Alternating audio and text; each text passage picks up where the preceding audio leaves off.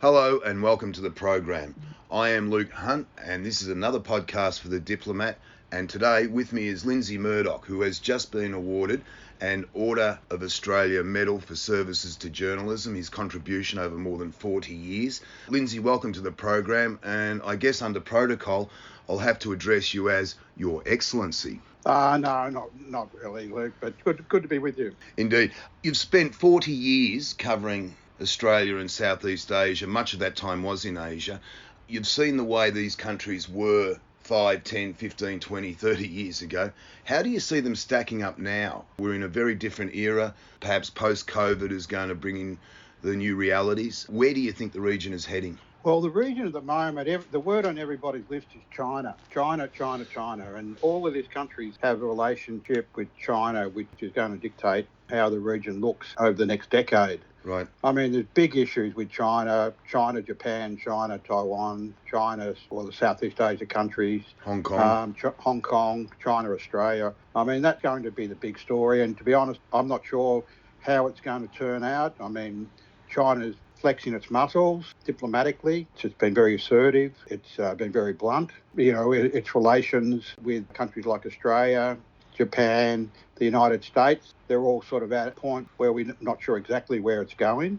And COVID is the other element that's the big unknown. How, when these countries across the region start coming out of COVID, how they're going to go. I think there probably will be an economic resurgence once, you know, a majority of people gets vaccinated and this thing, COVID, is beaten. But I think it's going to be a long road and a very expensive road for these countries. And we're still seeing COVID surging in Indonesia, Thailand, Cambodia, Malaysia, Philippines. Indeed. These countries have been just absolutely smashed. So it's going to take some time to recover. Right, and yet the other day, General Prayut, the Prime Minister of Thailand, came out and said that his country will open up within 120 days. Do you think that's possible? I think it's going to be very difficult for Thailand. He mentioned 150 days. That's been met with a lot of scepticism. Tourism was one of the biggest money earners for Thailand, and they're really suffering without it. Right, as is Cambodia. And Cambodia as well, yeah. Well, I think in Cambodia, Laos, and a lot of these other countries rely on Thailand to bring in the tourists. Most tourists from Europe or Australia, America, they tend to fly into Bangkok first, and it's not shaping up well. It's a long haul for Thailand's tourism industry, and the impact of it is filtering right down to the village level. So many people work in the tourism sector and they just haven't had jobs, and a lot of them have gone back to the villages. But friends living in Thailand say that it really is a tough time for the Thais at the moment. Right. Next year, Cambodia is going to be hosting ASEAN. It takes over the rotating chair. One of the issues I'm told they're going to be pushing forward is admitting East Timor to the trade bloc. Do you think that's feasible given its history, and also bearing in mind that you were in East Timor during the great carnage of the late 1990s? Do you think a country like East Timor is ready, and that its political relationship, its dynamic, say, with countries ranging from Portugal to Australia, do you think it's feasible that Dili should be admitted to the ASEAN trade bloc? Yeah, I think there's a lot of goodwill for Timor-Leste across the region, and a lot of these countries would like to see East Timor join ASEAN. Mm-hmm. But the problem in the past has been the mechanics of it. East Timor just doesn't have the institutions that are foreign affairs departments and the other departments that are needed to have input into the many meetings and policy forums and security dialogue, all those sort of things which member states have to participate in. So I think it's been more, not so much that people, countries didn't want Timor to come in, but it's more that how do they manage it and how does Timor manage it? Yeah. But if Cambodia is pushing, that might push it along and they might be able to have a partial, maybe, but I think it would be good to see Timor in as a member of ASEAN. Right. I always remember some of the previous ASEAN meets which East Timor has attended, and you put in a request with any of the countries and asked to speak to someone from Foreign Affairs, and they'll send out a low-level diplomat.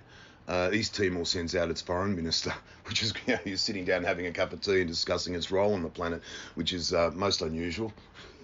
It's also being said that the East Timor issue and its admittance into ASEAN as something of a diversionary tactic, because Cambodia has been caught in regards to its relationship with China, which it's been argued that has split ASEAN, particularly over the disputes in the South China Sea. Going back to what you were saying before, do you think ASEAN can actually come to some kind of agreement with China that would end that dispute, or is this just going to go on and on? Look, when I first came to the region in 1989, I was writing about the South China Sea and the disputes with China then, and really nothing's really moved since all those years later. I mean, it's still a top issue for the region, it's an issue of concern. I mean, the Philippines have sort of courted with, got... Yeah, they got close, didn't they? Yeah. The Philippines saw themselves getting closer to China, and they received a lot of money, they received a lot of aid and a lot of promises. But we've seen only in the last few months, relations have gone back again to being frosty because the Chinese put a lot of boat in the disputed areas of the South China Sea. So that's an issue that's going to keep flaring up.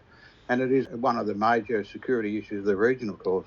Right. Another major security issue for the region is Myanmar, and it's extraordinary how that country has basically slipped back into civil war. Well, yep. What has happened there is absolutely shocking. I mean, it's tragic. Any way you look at it, the coup that they mounted earlier this year was unjustified and criminal.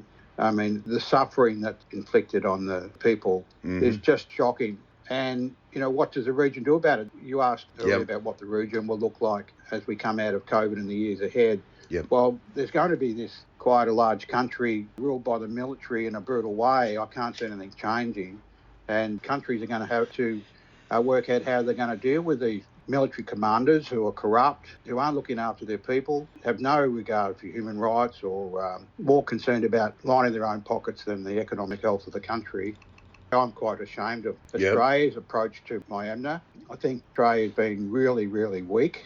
Canberra has taken a back seat, allowed some Australian military commanders to ring their counterparts and try to negotiate, engage with them. But, anybody knows about the history of the people in that regime. It won't work. They've outrageously holding an Australian, Sean Turnell, an economist who was in there to help the country's economy. He was a chief advisor to Aung San Suu Kyi, I believe. An advisor to Suu Kyi, a nicer guy you couldn't meet, and nobody knows where he is. He can't speak to his wife very often. They're facing criminal charges. It's trumped up charges. It's outrageous. I think that the Australian government, first thing they should do is impose sanctions, economic sanctions on the military commanders from the top down. And also impose sanctions on the military-linked conglomerate that dominate the economy.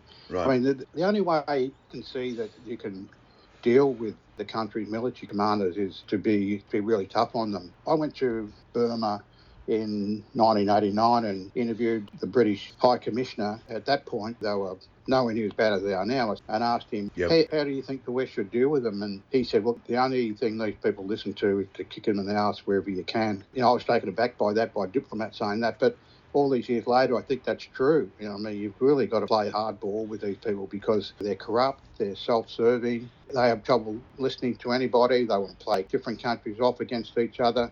But at the end of the day, the people of Burma are really, really nice people, but they've had a kick in the guts since the 1960s because of the military, and they haven't been able to live the life that they should be able. Burma was a country back in the 50s that was one of the food bowls of Asia. It was prosperous and thriving, and the military just run it down. It really is a tragic story.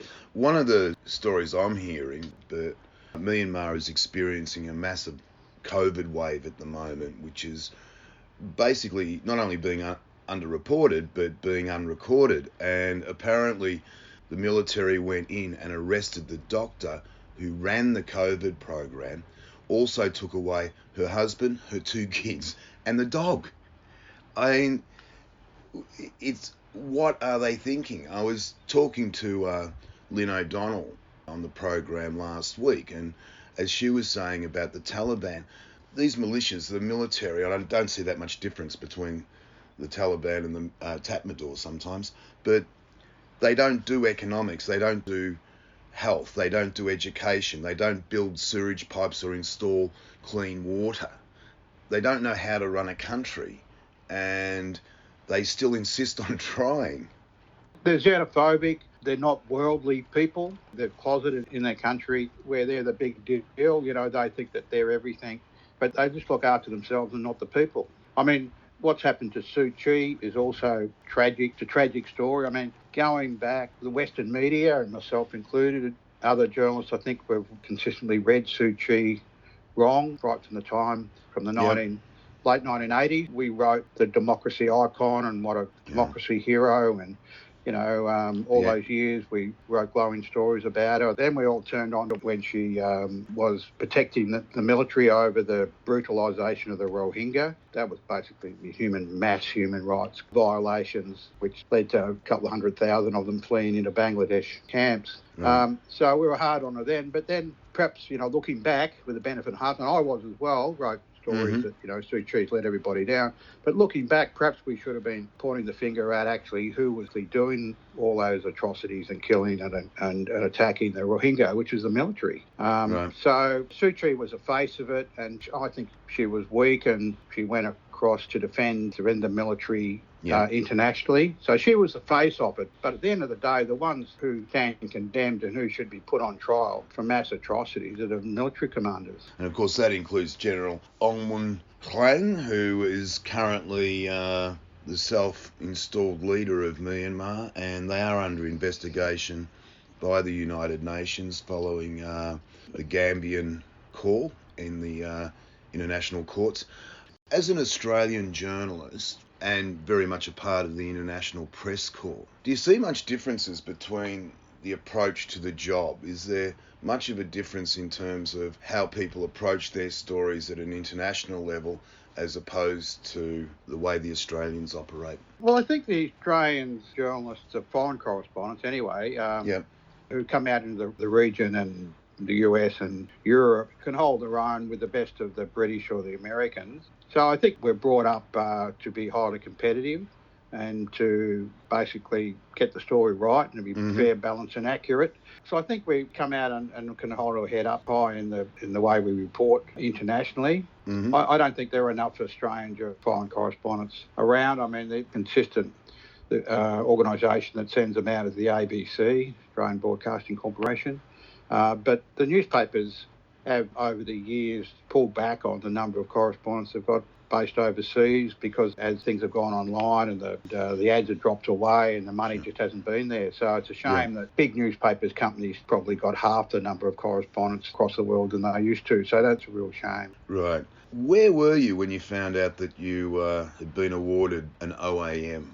And were you surprised? Oh, I was very surprised. I got a letter from the Governor-General's office. I was being considered for an OAM, and if I got one, whether I'd accept, and asked me to reply. So I accepted, and then the confirmation came a couple of weeks before it was publicly announced, and I was sworn to secrecy until it was announced. But I was really gobsmacked, because I had no inkling of it, and I really regard it as not so much an award for me, but for the people who have helped me along the way, contacts, particularly sources and people I've worked with, right? Especially at the Melbourne Age, because I had 46 years at the Age, and I just it really is a great paper. It still is. I mean, they're still they don't have the resources that they used to, for most of my time there. But there's very excellent, outstanding journalism every day, and brave journalism. And so I really take my head up to people at the Age and my sources and people I've worked with, and say this is an award for them. I mean, that might sound pretty goody two-shoes, but that's the way I feel. I really feel that it's not so much an award for me. It's an award for journalism, and I think there's not enough. Quite often, journalism doesn't get the credit that it's due it. Right. People want to attack you all the time. People want to attack the messenger. So you've got to stand your ground. It's not an easy industry, but so it's great to see journalism recognised.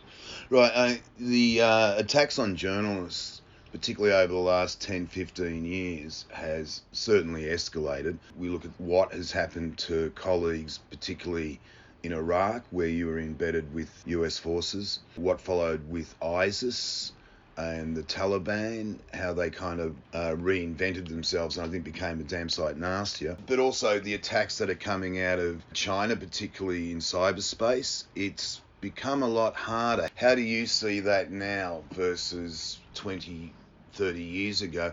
And given that you are mentoring for ABC in Australia, what's your advice for young journalists heading out into the field these days? There's only one advice: just balance, fair and accurate. Make sure you get the story right. Don't get yourself sued and try and get it first and get an exclusive, and all those things are still the same. But it's completely changed. I mean, in the old days, working for a print daily newspaper, I used to go off and maybe not file a story for 10 days and work up a big story or a series of stories and not worrying about publishing every day. Now, my last few years in Bangkok for The Age and the Sydney Morning Herald, you really had to be on call 24 hours a day, because as soon as something's breaking, they want it online. Right. And you don't have the luxury of going out and researching the story, getting quotes from people, getting colour, getting the facts right.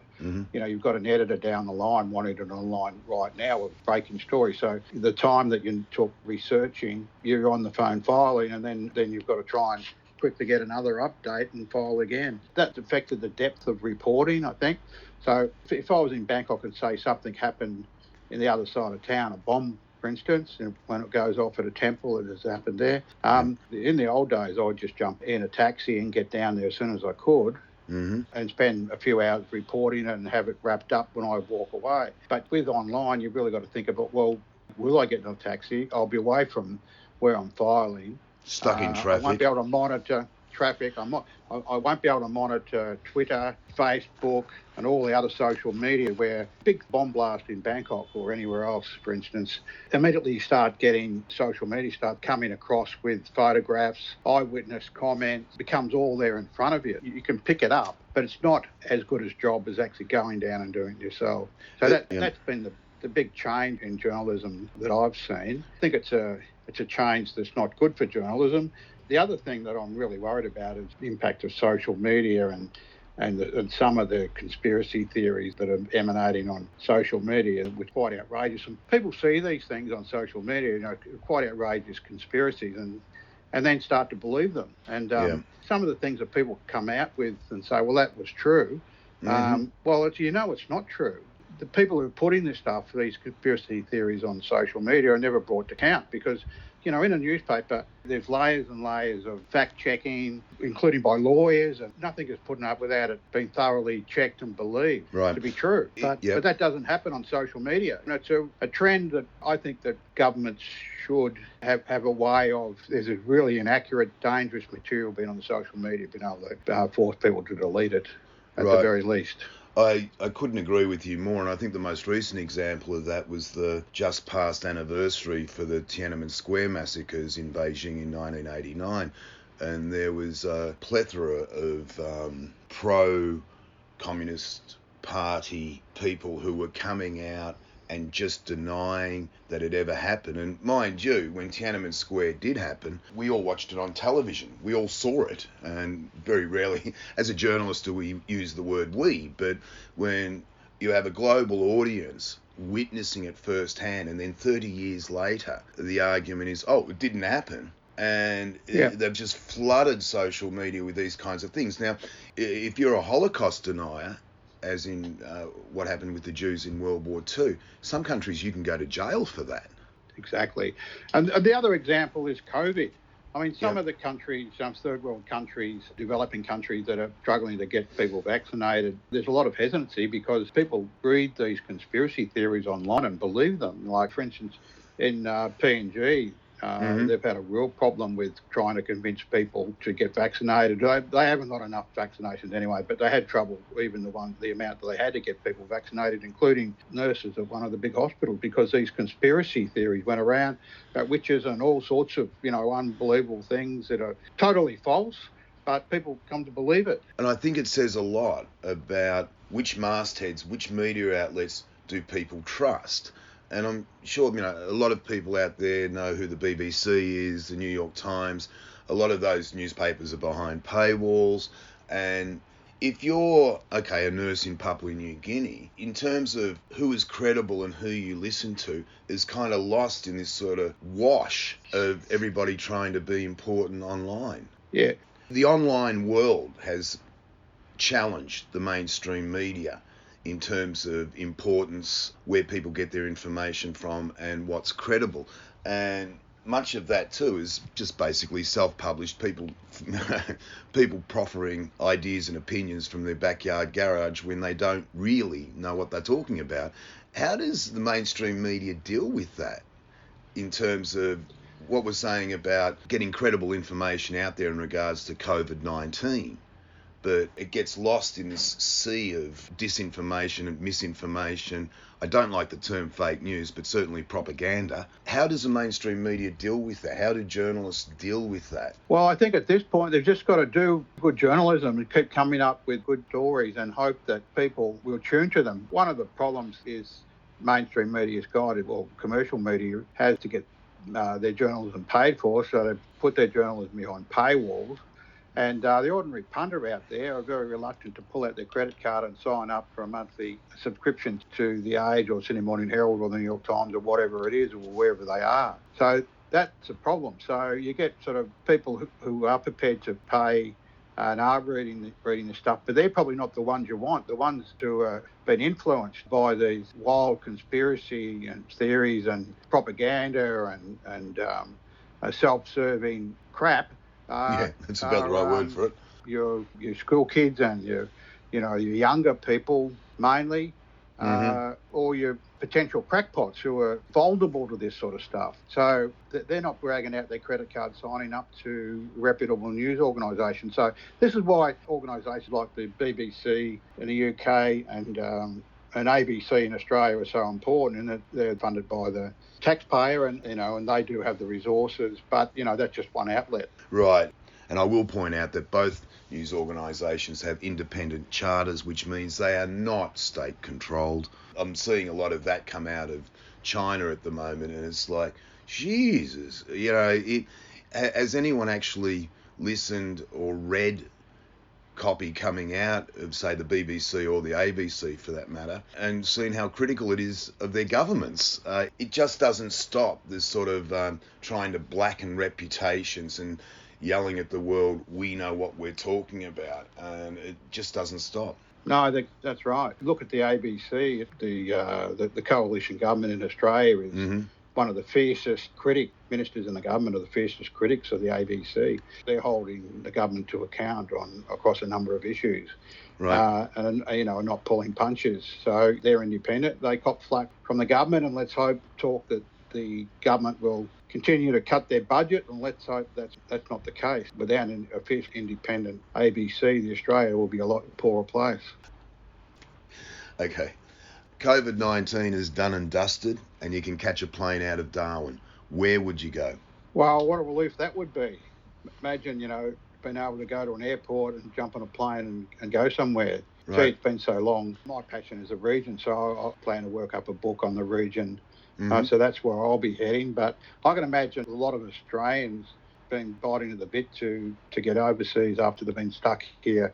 Well, I think it's going to be another 12 months before that's going to happen. So I was certainly well into next year. I can't see it happening this year, where, at the moment, Australians aren't allowed to leave. You actually need a reason for going overseas, and you must apply and get permission. So it's just an extraordinary time. I'm not sure whether any other country has that condition, but that's the case here. We just our government says we can't go unless you've got a really good reason to be going. And that doesn't include family bereavements or family issues. So there's a lot of many Australian families who are going through heartbreak because they haven't been able to travel either into Australia or out to on family business. And it's not just holidays. It's been such serious issue for many Australians. Are you getting itchy feet for a story? I mean, when you're sitting back there in Australia and you've spent so many years up here, is there any one story that you're thinking to yourself, geez, I'd like to be there right now?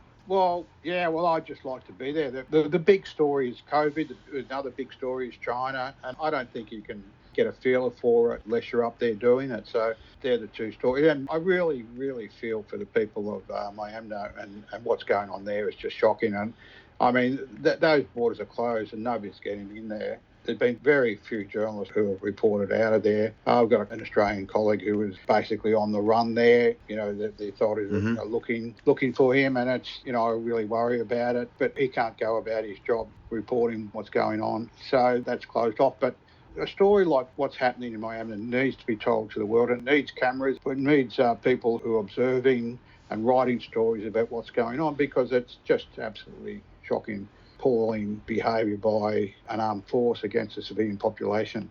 So that's one story that I wouldn't be able to do it, but that's where I'd like to be. I'd like to be bringing that story to people and ramming home to the Australian government that this is just not acceptable. And we've seen in so many conflicts like Timor in '99, it wasn't until the atrocities and the bloodshed that was being inflicted on ordinary Timorese by the pro-Indonesian militia at that time, that it wasn't until that started to turn up on CNN and the ABC and Channel 7 and Channel 9 in Australia that the government started to react. I don't think John Howard would have sent Australian troops into Timor in September '99 unless there was an outcry by the Australian public about what was going on. Right. So it needs governments react. You know, governments are poor in leading. They'll react only when there's a public outcry and the public mood is for them to do so. I think it's so important that the story of Myamna is told across the world. And the Australian government's been weak in its response, and I think that's partly because the average Australian is not seeing what's going on TV every night because there aren't journalists there. Right. It doesn't mean that the atrocities aren't happening. They are happening, but they're not being reported, and so these people in the military commanders are basically getting away with murder. Quite literally. And the ASEAN response has been, well, disappointing, I think, to say the least. And what you were saying about governments reacting, it's a sad state of affairs when a government needs to see the people react to an atrocity before it does something. When people are yelling for years before, do something now, kind of leaves you wondering, where is their foreign policy? What are they thinking? And just how important is self-interest? Like, don't upset the apple cart. We're trading, we're making money. Let's not get these messy little civil rights disputes get in the way. Yeah, well, the response from ASEAN has always been typically weak, but it comes back to bite these countries because it's destabilising the region. It is indeed, yeah. I mean, as it goes on, there's all sorts of consequences, like refugees pouring across borders and, you know, movement of arms, and all sorts of ramifications come down to these countries because they don't stand up for what's right. They don't stand up when a civilian population is getting brutalised by a military that overthrew a democratically elected government on the basis of lies, and because they didn't like the result, they decided that they'd take back power. You were talking before about tourism in Thailand and the post-COVID world. Well, if the Thais really want to go back there, now they have a civil war on their doorstep. And on the other side of the border in Cambodia, you have a government that maintains there's a constant attempt by Cambodians abroad to topple it. But if you were a tourist with money in Europe and you see these headlines, why would you go to Thailand? They're not going to necessarily differentiate between Myanmar, Thailand, Cambodia. All they know is it's in the middle of these hotspots and nothing's being done about it. Why would you take your kids there? That's right. I mean, people aren't going to spend money and jumping on a plane and going into places where they think that has been behind or is supporting an illegal armed activity that's brutalising the civilian population. So word gets back that tourism will be affected. Right. So it's in these countries' interests in so many ways to support Myamna coming out of this era of military brutality. Yeah, and that might be a generational thing too. Yeah, I think the armed groups that have seemed to be sort of getting together a bit more in the light of what's happened since early in the year, I don't think they're going to be able to march in and overthrow the military anytime soon. I think that's a really, really very long time in the future for them to be able to get up to that sort of force. So I think that, you know, we're in for a long haul with Myamna unless the military commanders there wake up to themselves and say, listen, you know, okay, we hear what the world's saying and we're going to fix it up. Right. Yeah. Let's do a deal Good. again. Yeah, and good luck with that. I don't think that'll happen. Indeed. And on that note, Lindsay Murdoch, fantastic to talk to you. Thank you very much. Oh, look, it's been a real pleasure, Luke, and it's always great talking with you. And I really think that people should know that you've stuck it out up in the region during COVID. You're one of the very few foreign correspondents who did, and you got to be congratulated for sticking it out and doing a great job in the region Oh, thank you. For your listeners. Thank you.